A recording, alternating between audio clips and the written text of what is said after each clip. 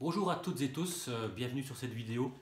Le 25 février, nous avons eu la chance de recevoir Thomas Gunzig, qui est venu nous parler de son dernier né, qui s'appelle Le sang des bêtes, un roman décapant, enjoué, où il est question d'une femme qui prétend être une vache. Très bonne soirée, très chouette moment en compagnie de Thomas, qui est très accessible, très abordable. Et nous avons décidé d'en faire un résumé vidéo de cette soirée. Donc voilà, on vous le présente maintenant. Et on vous souhaite un bon amusement à la visionner. A bientôt. Avant de parler du livre, j'avais envie de faire un peu la liste de ce que j'ai appris sur toi, Thomas. Ouais. En faisant une petite recherche sur toi, en tapant ton nom sur Google. Tu as été libraire, 10 ans, chez Tropisme. Et que chez Tropisme? Que chez Tropisme, tout à fait. Vous avez été catégorisé dyslexique, petit. Oui, tout à fait. J'ai jamais su si c'était vrai ou pas, mais ça m'a valu 6 ans dans l'enseignement spécial. Ben oui. Ouais. Ce qui t'a pas empêché de terminer avec un diplôme en sciences politiques. Ah ouais. Tu es karatéka. Oui, mais ça, j'ai arrêté. J'ai arrêté parce que j'ai trouvé un truc qui m'amuse beaucoup plus, qui est le jiu-jitsu brésilien. Ah, mais quelque chose que j'avais oublié, tu as coécrit le scénario du film Le Tout Nouveau Testament, en Jacob Normal. Tu as, grâce à Wikipédia, j'ai appris aussi l'existence d'un prix littéraire que je ne connaissais pas, que tu as remporté, le Club Med, le prix Club Med. Oui, c'était en 2001, ouais. Et je crois qu'il y a eu deux, trois remises de ce prix, puis il a disparu. Et c'était vraiment assez nul comme prix parce qu'on ne recevait rien. Mais par contre, les jurés avaient droit à une semaine dans un magnifique Club Med, je sais pas où. Et le lauréat avait rien. Voilà. Alors, ce qui n'est pas banal non plus, tu es le fils d'un cosmologue belge né en Espagne. Oui, tout à fait. Eh ben, il est né en Espagne par accident parce que ses parents se sont rencontrés pendant la guerre d'Espagne. Ma grand-mère venait de Pologne, mon grand-père de Tchécoslovaquie. C'était communiste comme on pouvait l'être à l'époque. Et donc ils ont décidé d'aller se battre contre le fascisme qui apparaissait en Espagne à ce moment-là, les brigades internationales, tous ces machins-là que vous connaissez. Et en fait, ce que j'ai appris en écoutant une de tes récentes interviews, c'est que tu détestes les chroniques radio. C'est vrai. Alors pourquoi tu détestes ça et pourquoi continuer surtout? Parce qu'on adore. Voilà. Non mais c'est vrai. C'est vrai, je suis... Alors il y a plein de raisons. Tu veux que je réponde? Je développe ma réponse? Ok, je développe ma réponse. À toi la parole pour toute la soirée. Ok. Pourquoi je fais ces chroniques radio alors que je déteste ça? Alors pourquoi je déteste ça? Je déteste ça parce que dès le moment où je sors de mon billet radio, il est 8h25 et tout de suite j'ai dans ma tête, putain, qu'est-ce que je vais faire la semaine prochaine, sur quoi je vais écrire. Et ça me hante tant que j'ai pas trouvé un sujet, et puis donc quand j'ai le sujet, je dois encore l'écrire. Et tant qu'il n'est pas fini, relu, je suis pas bien. Je suis stressé parce que je sais que le mercredi matin, 8h20, je serai dans le studio avec des gens qui m'écoutent et tout, et qu'il faut que ce soit bien. Parce qu'avoir 4 minutes en direct dans une heure de grande écoute, comme on dit, sur une grande chaîne, c'est une responsabilité. À la fois c'est précieux, c'est rare, mais c'est une responsabilité. Et j'ai envie de bien faire, donc ça me stresse. C'est pas comme écrire un roman où je me dis je l'aurai fini quand je l'aurai fini. Et je déteste ça parce que ça me distrait de l'écriture de romans. Et que, voilà. En général, tu le boucles genre la veille ou tu... Je le boucle généralement la veille au soir. C'est ça. Et puis je me lève tôt pour relire. Maintenant, je continue. Pourquoi continuer? Pourquoi je continue? Je continue parce qu'il y a des gens comme madame qui me disent mais on aime beaucoup et qu'effectivement. Voilà, donc il y a un lien qui est super agréable qui s'établit entre moi et les gens qui aiment bien et qui me le disent. Et donc j'ai l'impression que ça fait à la fois sourire, que ça donne un peu de sens et un peu d'émotion dans des semaines et une vie qui quelquefois est compliquée, quoi. Et je continue aussi parce que je suis habité par cette peur bizarre que tout le monde m'oublie si j'arrête. Voilà, c'est vrai, parce que quoi. Donc voilà, c'est ça, c'est ma peur d'être oublié, c'est le plaisir. En fait, je pense que quand on est écrivain, quand on est artiste en général, on est mobilisé par plein de choses, mais une des choses pour lesquelles on est mobilisé, c'est on a envie que les gens nous aiment. Voilà. Alors quand les gens nous aiment à travers ça, on continue. C'est parce que j'ai besoin d'amour. Alors on est là pour parler de ce livre, ouais. Le sang des bêtes, qui vient de paraître aux éditions Au Diable Vauvert. Je vais, pour les personnes qui n'ont pas encore lu, je vais en quelques mots raconter l'histoire. Donc le personnage principal s'appelle Tom, ça ressemble très fort à Thomas. Il a les cheveux qui frisottent un peu. Ça, c'est dit dans le roman, ça ressemble un peu à vous, à toi aussi. Et donc ce Tom a pile 50 ans, au milieu de sa vie, comme il dit, enfin, comme le texte le dit, qui a une boutique qui vend des compléments alimentaires pour bodybuilders. Il cherche un sens à sa vie. Et un jour, devant son magasin, se passe un événement.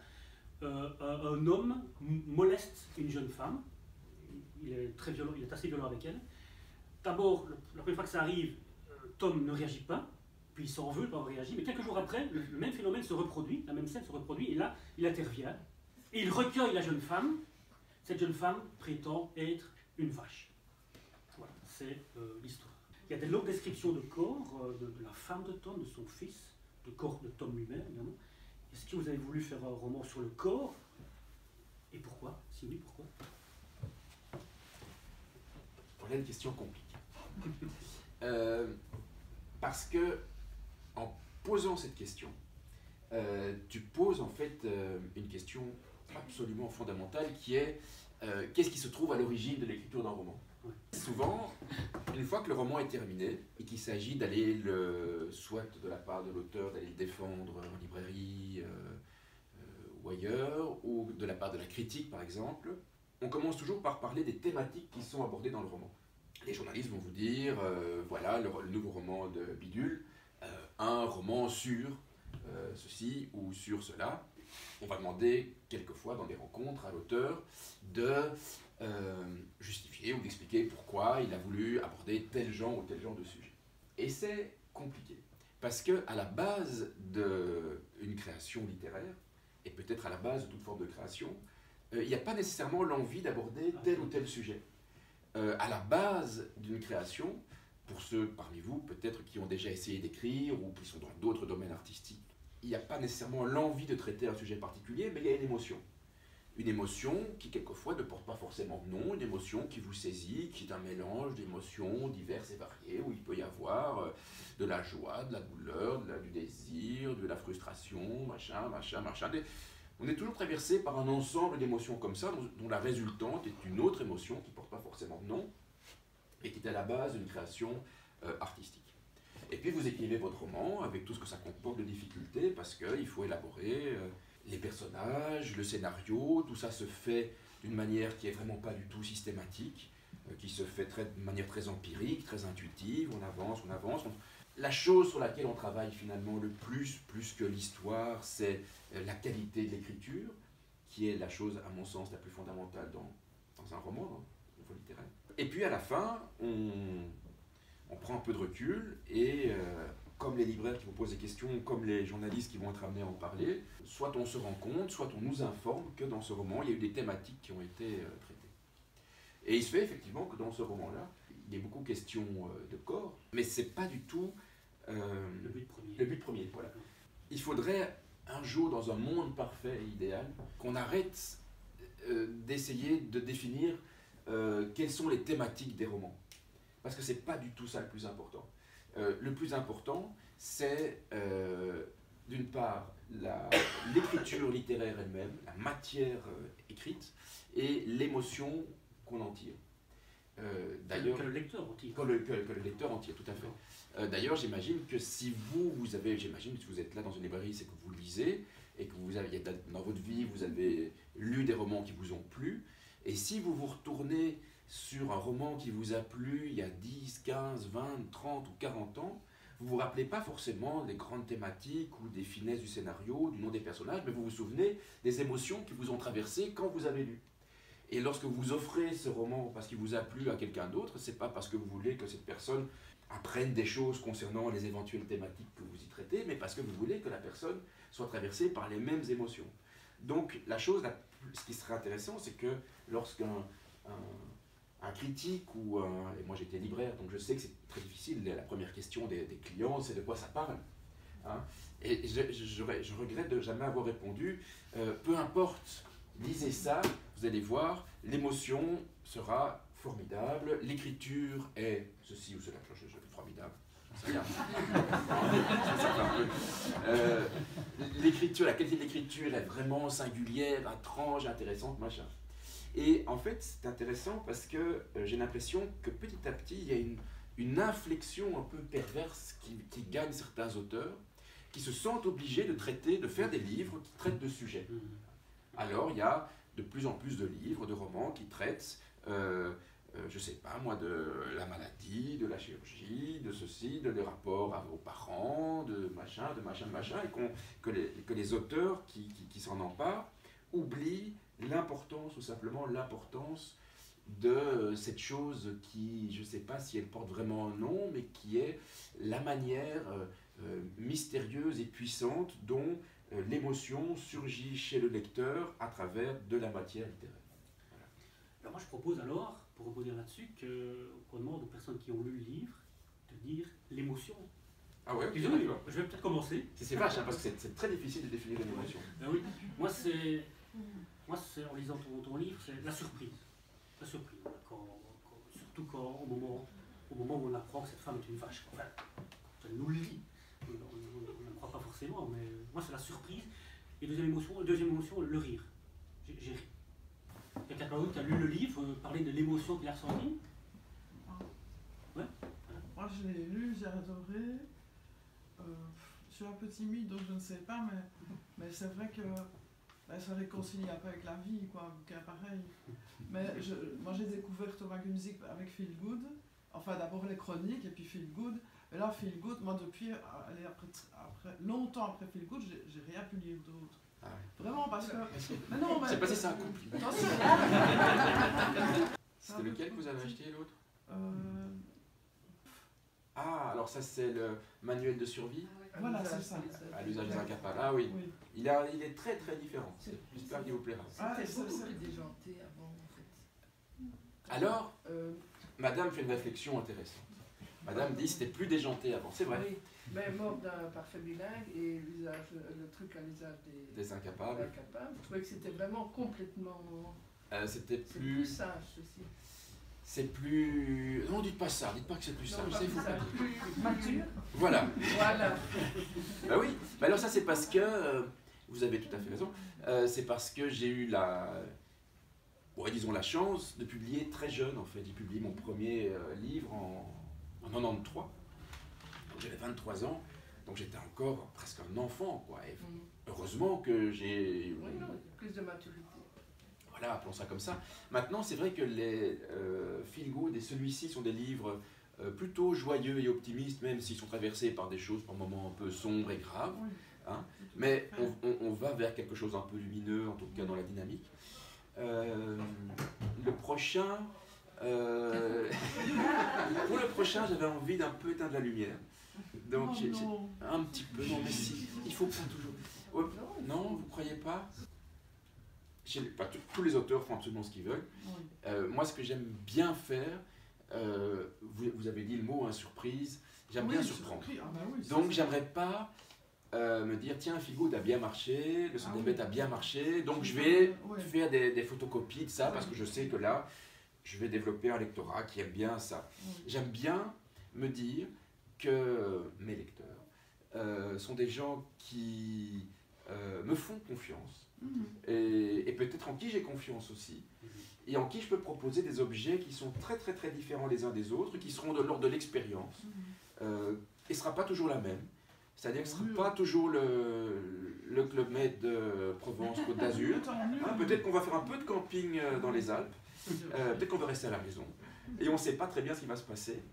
Mais j'aime bien cette idée-là, l'idée vraiment que je vais surprendre le lecteur. Et voilà, je sens qu'il y a vraiment un truc de confiance. C'est avec le temps, peut-être que les lecteurs commencent à me connaître. Alors j'ai envie de dire, voilà, faites-moi confiance, ça sera à chaque fois un truc différent, ça sera un truc dans lequel je vais mettre tout ce que je peux pour que ça soit la meilleure chose que je peux faire à ce moment-là. C'est ce que moi j'avais fondamentalement envie de faire, et je pense que si vous me faites un peu confiance et que vous vous laissez entraîner dans mon histoire, vous en sortirez des choses qui seront peut-être un peu grinçantes ou pas, mais qui seront, voilà. Donc on verra. Voilà. En tout cas, le prochain, Parce que des fois, on commence un roman et on se dit, on a un niveau d'excitation moyen, c'est-à-dire on se dit, tiens, l'histoire m'intéresse, je vais essayer de m'en sortir, je ne sais pas trop, mais là, ce que je fais, j'ai un bon niveau d'excitation. Quand vous écrivez, vous lisez tout haut ou pas? Non. Non. Non, parce que on pourrait... Alors je sais que dans l'histoire de la littérature, il y a des écrivains, c'était Flaubert et son gueuloir, où il disait peut-être que ça fonctionne, mais je pense que le risque quand on se lit à haute voix, c'est d'être complaisant avec soi-même et d'ajouter des inflexions pour... et a priori, un objet littéraire est fait pour être lu par l'esprit, à voix basse. La voix marque déjà une distance. Donc j'évite. J'essaie vraiment que ça soit... Enfin, moi, je suis vraiment... et de plus en plus passionné par l'effet qu'un texte peut faire sur l'esprit. De quelle manière il vient vraiment s'incruster profondément dans l'imaginaire d'un lecteur. Un texte bien fait. Et ça veut dire tout et rien, un texte bien fait, parce que il y a tellement d'auteurs qui ont tellement de styles différents qui parviennent à ça. Mais de quelle manière les images apparaissent alors dans l'esprit du lecteur, hein. C'est vraiment quelque chose à laquelle je pense depuis longtemps, c'est que la littérature, comme le cinéma, comme la bande dessinée, c'est un art visuel, c'est un art audiovisuel. Quand on lit un livre dont l'écriture nous plaît et nous touche, on accompagne vraiment, on est au milieu des personnages, on est parcouru par les émotions, on est froid, fin avec eux. Ça peut être, on peut ressentir ça à travers des écritures qui sont très, très simples, très à l'économie, puis d'autres écritures qui sont plus baroques, peu importe. En tout cas, ce qui est certain, c'est que souvent l'indice d'un roman, soit qui ne nous touche pas, soit qui est mal fichu, c'est que cet effet magique ne se produit pas. On ne rentre pas dedans. Alors on essaye, on tourne des pages, mais jamais le livre ne disparaît. Vous avez eu ça quand on tourne des pages, on dit bon, je vais encore lire 5 pages, et on a vraiment l'impression de les lire, ces pages. Voilà. Et puis des fois, quand on est vraiment dedans, vous êtes... c'est une phrase que j'aime beaucoup dans le livre Essai sur l'art de la fiction de Stevenson. Et dans Essai sur l'art de la fiction, un petit livre où il parle de ce que c'est que la littérature et l'écriture, il dit « Toute lecture doit être absorbante et voluptueuse. » Voilà. Et on n'a jamais mieux défini ça. Ça doit vous absorber. Elle vous absorbe et vous devez sentir une espèce de volupté, quelle que soit l'histoire dans laquelle on se trouve. Mais un livre qui ne vous absorbe pas, bah, c'est un livre raté, quoi. Et ça, c'est vraiment tout le travail de l'écriture, de se dire, là, je vais vraiment aller chercher l'esprit, je vais le faire rentrer dedans. C'est une question de rythme dans la phrase, de rythme dans le paragraphe, dans le chapitrage, dans le surgissement des événements, dans les mots que vous employez. Mais la chose que vous ne pouvez jamais faire à votre lecteur, c'est l'ennuyer. Rien n'est pire, c'est le pire échec artistique. Question. Moi je me demandais si vous saviez à l'avance vers quoi vous alliez, ou si vous vous laissiez vous-même absorber par le livre au point de vous vous dites je vais aller dans une direction et puis finalement ah non, cette direction-là ça ne me tente pas, je vais aller vers autre chose. Donc est-ce que vous faites d'abord un schéma précis ou pas précis avec voilà ce que je veux en tirer, ou est-ce que vraiment vous vous laissez complètement Alors c'est une bonne question et je sais qu'il y a des auteurs qui font des schémas assez précis, presque un scénario, hein, comme on fait pour un film. C'est une minorité en fait d'auteurs qui font ça. La majorité des auteurs ont une idée plus ou moins précise, et généralement c'est moins que plus. Tout simplement parce que, et c'est vraiment la pratique qui vous apprend ça, que lorsque vous élaborez un personnage, vous ne finissez par le comprendre pleinement et par découvrir toutes ses caractéristiques qu'au fil de l'écriture. S'il est déjà élaboré et déjà, on va dire, enchâssé dans un scénario, votre personnage, vous allez le contraindre à avoir des comportements qui ne sont pas nécessairement les comportements qu'il devrait avoir si c'était un vrai personnage. Donc ça devient un personnage qui est au service d'une thématique. Donc ça devient un personnage qui est au service d'une démonstration. Donc ça devient un personnage mécanique. Moins Parce- spontané. moins spontané. Ici, on n'est pas dans nos vies que nous menons les uns les autres, on n'est pas au service du grand scénario de nos vies. On mène un parcours un peu erratique, un peu au hasard. Des fois, on a décidé un truc, puis des choses arrivent et c'est pas comme ça. Et on ne se connaît jamais de toute façon vraiment. Et c'est comme ça que sont, je pense, les meilleurs personnages littéraires. C'est des gens qui sont plus riches que si on avait voulu les définir par 2, 3 caractéristiques. Il y a un mot affreux qu'on emploie dans l'écriture de séries télé, qui est la Bible, hein, pour les séries télé en tout cas, hein, parce que la Bible, c'est l'ensemble des caractéristiques propres au personnage. Hein. Donc il ne peut pas faire ça, il peut faire ça, il est comme ça, il ne fait pas ça. Voilà, et c'est pour ça que ces séries-là vous présentent des personnages qui sont stéréotypés, caricaturaux, et qu'on ne s'y attache pas, et que s'ils meurent dans la saison 4, épisode 2, on s'en fiche éperdument. Je propose un petit jeu, Thomas. Ah ouais, cool. Tu as 4 papiers jaunes. Ouais, D'accord. Chaque papier porte 3 mots, ok, donc en tout 12 mots. Ces 12 mots ont selon moi un rapport avec le livre. ok, Et donc tu vas prendre papier par papier, tu vas lire les 3 mots, mais tu vas en choisir un. Tu vas te baser sur ce mot pour donner envie à ceux qui n'ont pas encore le livre de le lire. C'est tordu, c'est pas simple. on va voir. On va faire ça expérimentalement. Les 3 mots sont routine, transmission et enfance. Ouais, continue de réfléchir. Lequel choisis-tu pour donner envie à ceux qui n'ont pas le livre de lire le livre? Enfance, c'est bien quand même. Hein. Ouais, pourquoi? J'avais lu un jour, je ne sais plus non plus, j'oublie toujours les noms, je ne sais plus qui a dit qu'en gros dans les histoires, dans les romans, dans les histoires en général, il y a juste 3 grandes thématiques qui sont l'amour, la mort et l'enfance. Et que ça tourne toujours un peu autour de ça. L'enfance, c'est, et je pense, c'est vrai que j'en ai un peu parlé ici, j'en parle peut-être dans d'autres livres, c'est le moment où tout commence. C'est à la fois un lieu, je pense, qu'on regrette toujours quand on n'y est plus, mais un lieu auquel on veut échapper lorsqu'on y est. C'est le lieu où se forge tout le grand réservoir des souvenirs les plus forts et les plus puissants, des émotions, des odeurs, des sensations les plus intenses. C'est l'âge de toutes les grandes intensités de la vie, quoi. Et puis c'est un âge tellement précieux parce que c'est un âge qui est fugace, quoi. On est à peine remis de l'idée qu'on est un enfant, qu'on ne l'est déjà plus et qu'on ne sera plus jamais. Et puis on passe quand même beaucoup plus de temps à être adulte, jeune, moyennement jeune ou vieux, mais voilà, c'est d'être un adulte, quoi. Mais l'enfance, c'est un état, c'est un âge auquel on prête aucune attention lorsqu'on y est, et puis qu'on regrette ou pas, en tout cas toute sa vie. C'est aussi un âge qui nous ramène à la famille, à l'idée de famille, qui est un lieu plein de paradoxes aussi, parce que c'est un lieu, a priori c'est le lieu d'où on vient, c'est le lieu qui nous construit, c'est un lieu normalement de bienveillance, mais qui ça peut être un lieu de destruction et de violence aussi terrible. Donc c'est aussi un lieu plein, c'est un âge plein de ces contradictions-là, parce que c'est l'âge des découvertes, c'est l'âge de la famille, avec il y a plein de choses, il ne faut pas être innocent non plus, il y a plein de choses merveilleuses dans l'enfance, et puis il y a plein de choses terribles, c'est-à-dire qu'on est aussi l'objet des adultes. Hein. On a de la chance si on tombe sur des adultes bienveillants, et puis on a moins de chance si on tombe sur des adultes pas bienveillants. Mais on n'est pas autonome, hein. C'est un âge où on n'est pas libre. On passe toute sa vie à la chercher, la liberté, puis je ne sais pas si on la trouve toujours. Mais voilà, l'enfance, c'est vrai que j'en parle pas mal. C'est vrai. Deuxième page. Ok. Normalité, courage, famille.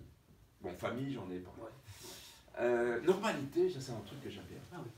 Alors pourquoi et c'est vrai que c'est quelque chose dont j'ai parlé un peu dans Feel Good déjà, et peut-être dont je parle ici aussi, et qui vient aussi de mon histoire personnelle. Hein, comme je vous le disais, moi quand j'ai 6 ans, je vais au centre PMS psycho-médico-social, comme tous les petits enfants, je pense encore aujourd'hui. Et puis le centre PMS va dire à mes parents que je suis hors du champ de la normalité, parce que, je ne sais pas pourquoi, mais que je dois aller dans l'enseignement spécial, parce que je ne serai jamais apte, capable d'aller dans l'enseignement normal. Alors d'une part, Alors ce qui est particulier, mais dans les années 70, dans les années 70, parce que je suis vieux, 70-80, c'était une espèce de lieu où on mettait un peu le tout venant, quoi. Enfin, tout ce qui n'allait pas dans les cases. Donc parmi mes amis, j'avais une copine qui avait été étouffée à la naissance, qui avait donc des problèmes psychomoteurs assez lourds, mais il y avait aussi des enfants qui étaient des enfants qui avaient eu des parcours de vie très bizarres, donc il y avait un petit côté qui se mettait en colère très très vite, il fallait faire gaffe. Et puis j'avais des enfants qui étaient proches peut-être de la trisomie, voilà. Donc j'avais des enfants qui étaient proches de ça, voilà. Et vu que mes parents, moi, m'avaient pas dit, j'étais trop petit, ne m'avaient pas expliqué, tu peux aller dans l'enseignement spécial parce que ceci, cela, ils auraient peut-être dû. Je ne savais pas que les autres écoles étaient... J'ai l'impression que l'univers entier était comme ça. Et il y avait d'une part ça, donc j'avais intégré le fait que j'étais dans une école avec des gamins différents et que j'étais moi-même différent, mais je ne savais pas de quelle manière, mais en tout cas, manifestement, je l'étais si j'étais là. Et qu'il y avait, en dehors de ça, l'univers des gens normaux. Et qu'en plus, avec ce qui percolait dans cette famille d'origine juive, pour partie, avec un grand-père mort dans un camp, et toute cette mémoire-là, etc., c'est-à-dire qu'il y a eu quand même toute une part de l'histoire du monde dans laquelle on a pourchassé les juifs sur base du fait qu'ils n'étaient pas normaux, en tout cas, voilà. Donc il y avait un truc qui faisait qu'il fallait aller les chercher où qu'ils soient et qu'on les tue. Je commençais à me sentir vraiment loin de la normalité, quoi. Et j'ai l'impression aujourd'hui, en réfléchissant un petit peu sur mon parcours, sur moi-même, sur mon travail, que à la fois mon parcours entre guillemets sportif, c'est parce que c'est vrai que j'ai commencé un peu contre l'avis de ma famille à faire du sport assez jeune, beaucoup, et mon parcours artistique, c'est vraiment une espèce de volonté du petit enfant que j'étais de réintégrer le champ de la normalité, quoi. De dire je suis capable de faire quelque chose, a priori compliqué comme écrire des romans, et regardez, maintenant je sais faire un développé couché avec autant de kilos, donc ça veut dire que je suis normal aussi de ce point de vue-là. Voilà. Après les primaires, tu as réintégré le... Alors après les primaires, mes parents m'ont réintégré dans les secondaires classiques, mais j'étais foutu parce que j'avais acquis un tel retard dans l'enseignement spécialisé, parce que j'ai jamais eu vraiment de cours de maths à un tout petit niveau, jamais de cours de français, très très petit niveau, et tous les autres cours qu'on peut avoir, histoire, géo, tout ça, j'avais pas. Donc j'ai vraiment des cours très très très basiques. Et donc j'avais un tel retard que toutes mes études secondaires ont été vraiment très pénibles. J'étais toujours dernier de classe avec plein d'examens de passage. Voilà. Il est arrivé, je sais pas quoi. Non, parce que déjà les examens sont des examens oraux, souvent. Donc pas besoin d'avoir une super orthographe. Mais c'est vrai qu'en arrivant à l'UNIF, j'ai eu l'impression que je devais prouver que j'étais capable. Sciences Po, sciences politiques. Et donc là, j'ai quand même pas mal bossé pour réussir, et je me suis dit, en fait, ça marche, et j'étais bien content. Troisième papier. Troisième papier. Surréalisme, actualité, liberté. Alors, surréalisme, je vais pas le prendre, parce que ça, c'est un truc qui m'énerve, c'est quand je lis, et c'est souvent les journalistes français qui font ça, c'est mais dès qu'on est belge, ils disent ah mais cet esprit surréaliste. Et alors que enfin, ça n'a rien à voir. C'est vrai, hein. Et on voit ça, ils collent ça sur tout le monde, hein. Ils sont jaloux. Angèle fait un clip, ah mais c'est tellement surréaliste. C'est pas que ça m'énerve à chaque fois, donc liberté. Alors c'est vrai que c'est aussi quelque chose qui m'habite et me travaille lorsque, je pense, n'importe qui est d'une manière ou d'une autre dans le domaine artistique, je pense qu'on n'est pas libre en règle générale, et pour des bonnes et des mauvaises raisons. On n'est pas libre parce qu'on a un travail, on n'est pas libre parce qu'on a des enfants, qu'on a donc des responsabilités, parce qu'on est en couple, et que ceci et que cela. Donc c'est une non-liberté quelquefois consentie et agréable aussi. On n'est pas libre parce que si quelqu'un m'énerve, je ne peux pas lui casser la figure, doucement. Enfin, voilà, donc on est un peu cadré. Donc dans la vie quotidienne, on n'est pas libre. Mais il y a un petit champ, un petit espace de liberté absolue qui est la création artistique. Et c'est assez compliqué à gérer. Parce que cette liberté dans le domaine artistique n'est en fait jamais vraiment absolue. Parce que elle serait absolue si j'écrivais des choses qui ne sont pas à destination des lecteurs. Si j'écrivais des journaux intimes ou des choses comme ça. Mais j'ai quand même envie d'être lu, donc je mets quand même un peu les formes. C'est ce que je disais, j'ai envie de faire en sorte que mon lecteur soit absorbé par le livre, soit traversé par des tas d'émotions, le faire rire, il va quand même dépenser 16 €, donc je ne peux pas subitement lui vendre n'importe quoi. Je gagne ma vie avec ça. Donc si subitement ça ne marche plus du tout, enfin, qu'est-ce que je fais? Donc en fait, c'est une liberté qui a quand même quelques balises, mais qui est quand même une liberté gigantesque, en fait, par rapport à l'expérience qu'on peut en faire dans la vie de tous les jours. Et c'est pour ça que je pense que j'aime beaucoup le travail que je fais, parce que c'est pas un travail où on s'enrichit, enfin si quelquefois, mais c'est très accidentel et ça ne m'est jamais arrivé. Ça arrive à des collègues, et je suis très heureux pour eux. Mon collègue Hervé Letellier qui m'a gentiment fait ce petit mot, personne ne le connaissait avant son prix Goncourt, qui a été le prix Goncourt le plus vendu d'un coup de l'histoire. Après la mort, je crois. Après la mort de Duras. Peut-être après la mort, ils sont à 1 million, 5, 2 millions. Voilà, donc il peut enfin acheter son appartement, sa petite maison de campagne, il est très heureux. Comme quoi, l'argent fait le bonheur, c'est dans le film. Mais normalement, on ne s'enrichit pas avec un livre. Donc c'est vrai que c'est un métier qui a plein d'inconvénients, mais qui a cet avantage fabuleux. D'abord, on n'a pas de patron a priori, et c'est une activité de recherche et de liberté. Voilà. Il y a un moment fort au niveau de la liberté de votre roman, je vais essayer de ne pas trop déflorer sinon je vais me faire. C'est quand Tom, à un moment, veut libérer Elseta, on peut en dire plus, et elle ne le veut pas. Donc la liberté de l'un n'est pas celle de l'autre. Ah oui, mais ça c'est vraiment un grand, c'est un débat vraiment d'actualité. Hein. Vouloir libérer des gens dont on imagine qu'ils ne vivent pas ce que nous on accepterait de vivre contre leur gré. Enfin bon, voilà, c'est des tas de considérations auxquelles je n'ai pas de réponse. Et voilà, mais c'est vrai qu'il y a ça aussi. Dernier papier. Dernier papier. Couple, avec un S entre parenthèses. Ouais. Douleur et surprendre. Alors, couple... C'est rempli de couple, en fait, le livre. C'est rempli de couple. Oui, c'est vrai que c'était une petite thématique aussi que j'avais envie d'explorer. C'est-à-dire que, au-delà de la thématique du couple, j'avais envie de parler de la normalité. C'est-à-dire que, de nouveau, hein, les images qu'on voit à travers, je ne sais pas, une mauvaise série, sont des images qui sont très caricaturales sur le corps et sur le couple. Et je ne vais pas traiter plus du couple, mais c'était quelque chose. C'est vrai que c'est un truc dont je parle dans le livre. C'est le Tom, il est depuis 20 ans, 25 ans avec son épouse. Il a l'impression que ça ne va pas bien, alors que peut-être que ça va bien, mais qu'il n'a pas compris que le couple est une chose qui se transforme avec le temps. On n'est pas en couple après la première semaine où vous êtes tombé amoureux, comme après la 3e année, comme après la 25e année.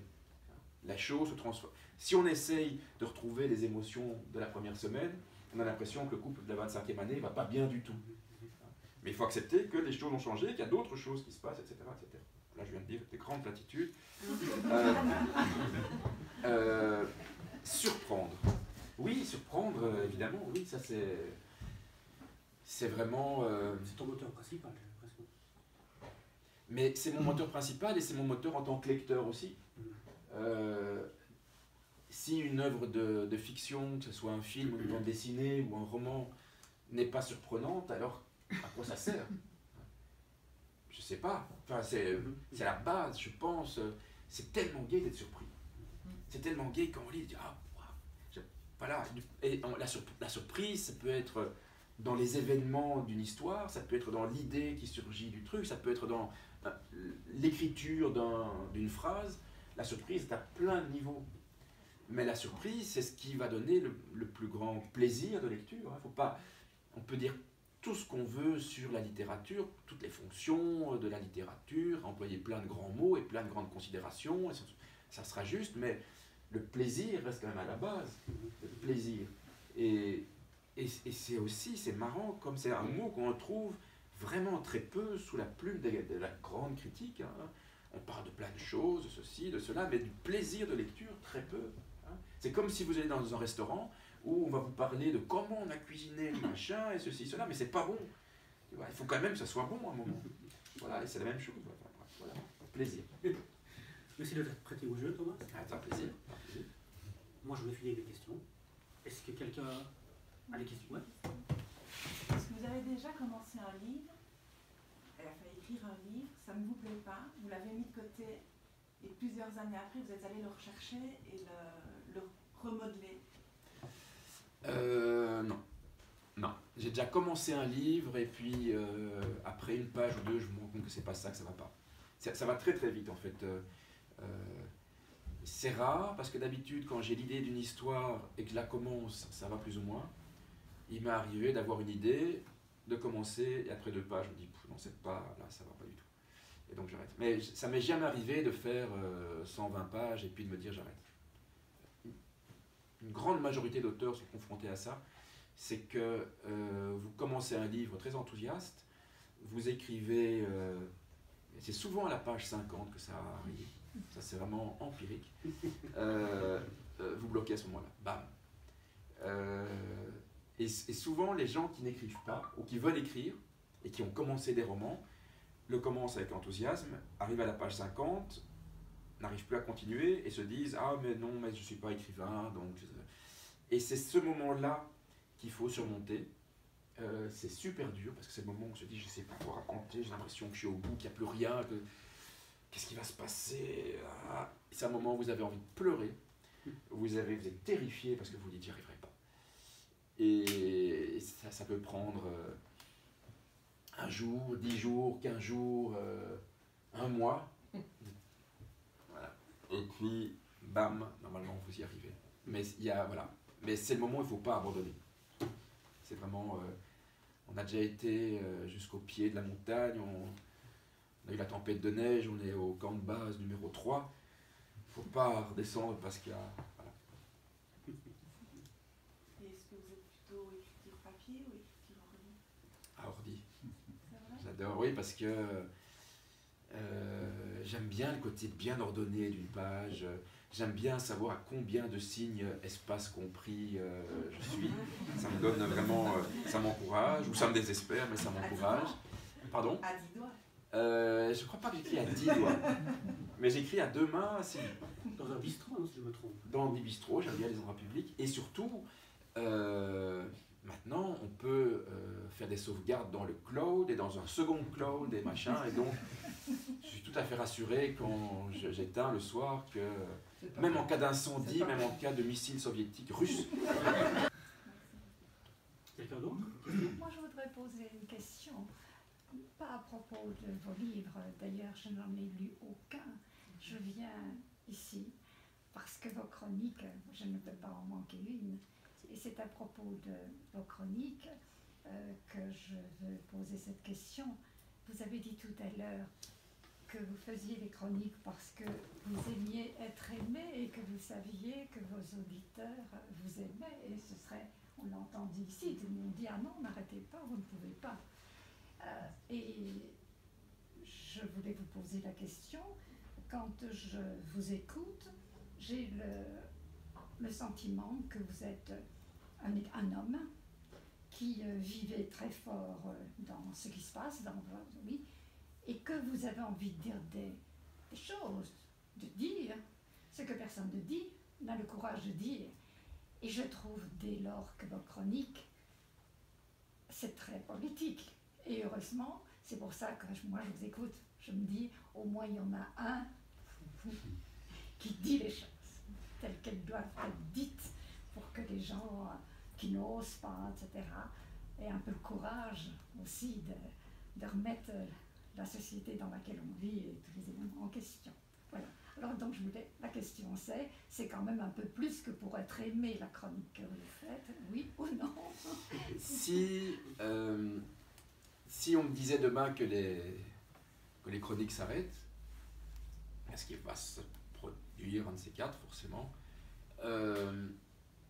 je serais triste de perdre le lien que j'ai avec les auditeurs, ça serait la première chose. Et comme je vous l'ai dit, j'aurais peur de disparaître dans les limbes de l'oubli. Ça c'est quelque chose qui est propre, je pense, à beaucoup de créateurs et d'artistes qui ont peur de ne plus exister.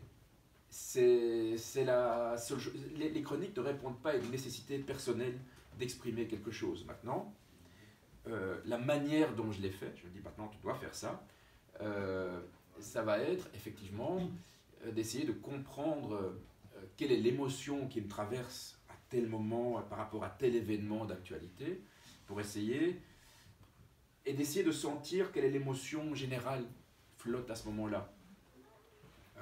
Souvent, on éprouve par rapport à un événement grand ou petit, ça peut être une connerie qu'a dit un politique, ou ça peut être quelque chose de plus grave et de plus global.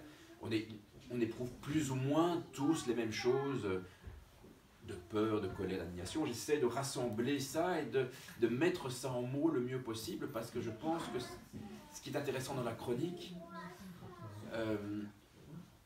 peut-être au-delà des mots, c'est l'instant d'émotion que je peux faire passer. Voilà. Et c'est pour ça, je trouve, au tout début, il y a plus de 10 ans, quand j'ai commencé, j'essayais d'être drôle, mais j'y arrivais pas très bien. Et maintenant, j'ai vraiment abandonné cette idée-là. Des fois, j'essaie de faire des trucs un peu rigolos, mais je m'accroche pas à tout prix aux trucs rigolos. J'essaye plus d'être dans quelque chose qui va donner du sens à l'émotion. Mais ce n'est pas une nécessité. Autant, non, je n'ai même pas l'impression que l'écriture littéraire soit une nécessité absolue. Je ne sais pas si un jour j'avais beaucoup d'argent et que je pouvais arrêter de travailler, je m'achèterais une maison dans les montagnes et je m'achèterais un chien qui serait heureux et j'irais vivre avec lui. En attendant, il faut bien que je gagne ma vie, c'est la manière la moins horrible que j'ai trouvée pour la gagner. Voilà. Justement, pour enchaîner un peu sur les chroniques, je me posais la question pourquoi. Enfin, moi, parfois, j'aurais envie de relire vos chroniques. Et j'ai envoyé des mails et tout, même à la RTBF, pour demander est-ce qu'il n'y a pas moyen de les avoir. Et moi, j'aimerais bien même carrément avoir un livre avec vos chroniques, parce que justement, je trouve que, comme Madame disait, ce que vous dites, c'est souvent. Enfin, quand j'ai écouté, alors je me dis, mais c'est tellement juste, il y a des choses. Et la manière aussi dont vous dites, ça veut dire que c'est pas simplement comme écouter une chronique comme ça, un truc à la radio. Moi, c'est des choses que j'ai vraiment envie de lire. Donc pas parce que je les réécoute parfois, mais je trouve que c'est pas la même chose. J'ai envie de les lire parce que justement, vous mettez beaucoup d'accent aussi sur comment vous écrivez. Donc j'aime beaucoup entendre votre voix aussi, parce que vraiment vous avez une voix très agréable. Mais je trouve que parfois j'aime bien avoir les mots sur papier, j'aime bien les voir et pouvoir les relire, pouvoir à la limite souligner au crayon quelque chose. Et ça me fait un peu la peine. Bon, si jamais un jour ouais, vous aurez envie, moi je suis très partagé par rapport à ça, parce que c'est une écriture qui est vraiment une écriture, j'ai l'impression, de l'instant, qui est liée à un événement, qui est toujours un événement qui s'est déroulé dans la semaine, plus ou moins. Donc j'ai l'impression que ça ne vaut que sur le moment où c'est dit. J'aime bien le côté jetable. J'aime bien le côté, c'était un moment, c'est fini. Si un jour j'ai besoin d'un peu d'argent, ce qui peut arriver, ce ne sera pas beaucoup, je le ferai, mais ça sera un travail compliqué parce que j'ai presque 800 chroniques. Comment faire le tri, il faudra que quand même je relise un coup, donc c'est un gros travail. Parce que je trouve que, enfin, vous dites c'est sur le moment, c'est vrai, mais il y a des choses que vous dites, je ne sais pas, même socialement ou n'importe, qui sont valables à l'éternel. Oui, et puis je vais vous dire un peu, j'ai peur que si les gens les lisent, ils vont trouver ça moins bien. On dit, ah, mais en fait c'est con, vous voyez. Ça, je me dis, les défauts se voient moins quand c'est pas. Oui, c'est ça, c'est peut-être le côté perfectionniste. Voilà, exactement. exactement. Oui. Madame, vous avez une question? moi j'ai pas encore lu Le sang de bête, je viens de chercher, mais quand j'entends le résumé avec la vache, je repense aux plus petits os du monde, le recueil de nouvelles, dans lequel il y a aussi une nouvelle avec une femme qui est une vache. Et ma question est double, est-ce qu'il y a un lien entre les deux? Et est-ce que vous allez refaire des recueils de nouvelles? Moi, je vous ai découvert surtout avec ça, avec les formes brèves. Et les recueils de nouvelles, je les ai tous. Donc voilà. Si. Alors effectivement, c'est bien vu de votre part. Il y a, dans le plus petit zoo du monde, j'avais eu cette idée-là de la vache génétiquement modifiée. Maintenant, je l'avais traitée de manière très différente, beaucoup plus sombre et désespérée, je pense, dans le recueil de nouvelles. Et c'est une histoire qui m'était restée en tête et voilà, j'avais envie de la retraiter d'une manière différente, très très différente. Donc voilà, c'est vrai que l'argument est le même, maintenant la gestion du truc est différente. Alors par rapport aux nouvelles, j'adore écrire des nouvelles. C'est comme ça que j'ai commencé, je trouve que c'est un super exercice, j'adore même les lire. De manière très, je sais pas si c'est du cynisme ou pas, mais en tout cas, la réalité du marché, pour dire un peu des mots horribles, fait que les éditeurs détestent les éditeurs français, parce que les anglo-saxons, ils aiment plutôt bien ça. Je pense même que les japonais, il y a des grands nouvellistes, on voit Murakami, Yoko Ogawa, qui font des super nouvelles, mais les français n'aiment pas ça. Donc je vais avoir du mal, ou peut-être pas, mon éditeur le publiera, mais je sais que j'aurai probablement aucun article de presse, que j'aurai ce qu'on appelle des petites mises en place. Donc c'est un gros travail et qui est commercialement est difficile à assumer. Voilà, c'est moche, hein, je me rends bien compte que je ne devrais pas dire ça. C'est ce qu'on aime bien aussi. Voilà. Voir ce commentaire sur la réalité. Mais voilà, la réalité c'est ça. La réalité c'est que la nouvelle en francophonie est un genre qui est considéré comme mineur ou c'est le petit truc qu'on fait à côté. Vous parlez à la fois que vous aimez bien le côté jetable et en même temps de la peur d'être oublié. Je trouve ça intéressant comme... Oui, c'est parce que c'est quelque chose, quand je parle de la peur de l'oubli, je me dis ça vaut pas la répétition. Je me dis si je suis là chaque semaine, je rappelle aux gens mon existence. Mais chaque fois c'est la nouvelle que j'ai lue.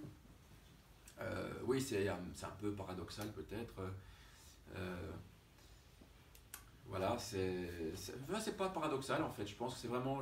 ce qui me rassure, c'est le fait d'être régulièrement à la radio.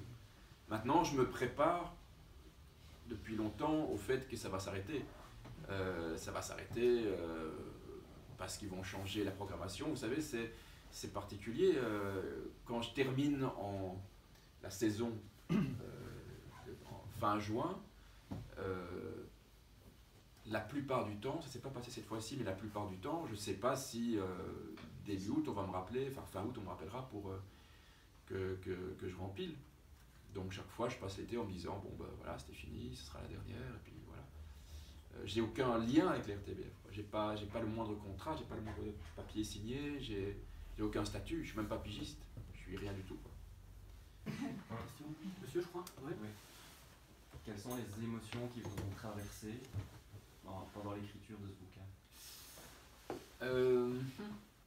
C'est pas mal comme question, c'est difficile. C'est un livre, j'ai beaucoup pensé à la famille en écrivant ce livre. Peut-être parce que c'est un livre que j'ai écrit pendant le confinement et qu'on a tous été un peu rassemblés en famille et que peut-être le sujet s'est imposé un peu à moi comme ça à ce moment-là. Mais donc c'est peut-être le livre où j'étais le plus traversé par des émotions liées à la famille, liées à l'enfance, aux souvenirs d'enfance, aux parents. Qu'est-ce que ça fait de voir ses parents vieillir, s'approcher tout doucement de la date limite, éventuellement perdre leur faculté. Qu'est-ce que ça fait de voir ses enfants grandir, ses enfants partir, ses enfants revenir quelquefois, ses enfants avoir des peines de cœur, c'est terrible. Quand vous avez une jeune fille qui a le cœur brisé par un garçon, c'est la chose la pire que moi j'ai vécue. Et du coup, l'émotion, c'est quoi? C'est tout ça. C'est tout ça, c'est toutes ces émotions-là, parce que je crois que c'est toutes des choses qui se passent un peu dans le roman et que j'ai voulu peut-être en filigrane traité aussi. Voilà. Thomas, un tout grand merci. Mais merci, alors encore désolé de mon retard. Merci d'avoir été là. C'est toujours super agréable parce que c'est pas toujours le cas qu'il y a du monde. Donc c'est toujours super agréable et ça rassure l'artiste.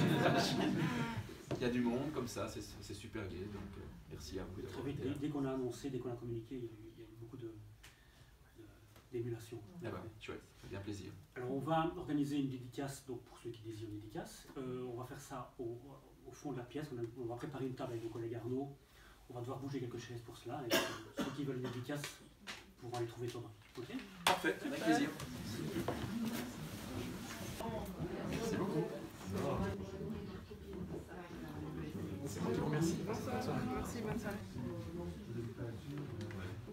Merci beaucoup. Merci à vous, passez une bonne soirée. Merci.